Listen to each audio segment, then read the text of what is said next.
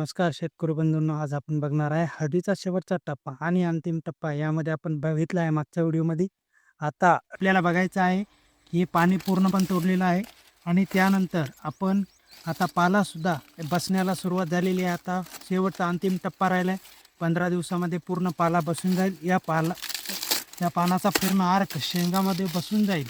त्यानंतर आपण घेतलेले प्रोडक्ट इजरा, सुपर आपटेक 19, त्यानंतर आपण 050, त्यानंतर 10-26-26 पोटॅश, इतर आपण घटक वापरलेले आहे. यामध्ये इजरा पण घेतला आपण, सुपर आपटेक 19 पण घेतलेला आहे.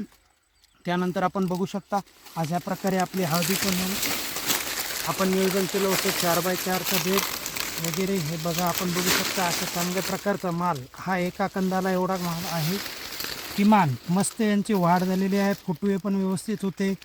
आपलं नियोजन पण चांगल्या प्रकारे आपण केलं होतं.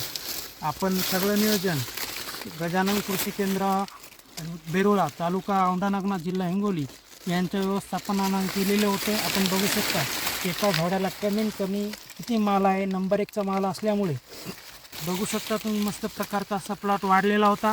त्यानंतर आपण बघू शकता चांगल्या प्रकारचा कांडी पण भरलेली आहे, लांबलेली बी आहे. अजून याचा पूर्ण आर्क उतरण्यासाठी किमान आपल्याला 15 दिवस एवढा टाईम लागू शकतो.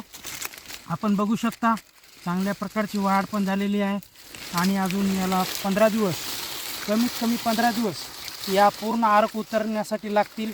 आपण बघू शकता असा चांगल्या प्रकारचा माल पकडलेला आहे. कांडीची लांबी पण झालेली आहे. यामध्ये अजून लांबण्यासाठी खूप मदत होईल.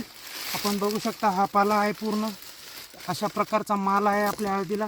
आता हे शेवटचा टप्पा आहे. 15 दिवसामध्ये आपण याचं सगळं 15 दिवसानंतर आपण हे पानं बसल्याच्या नंतर आपण काढणीला सुरुवात करणार आहे. पुढील वर्षीचे नियोजन बघण्यासाठी आपल्या चॅनलला सबस्क्राईब करा. धन्यवाद.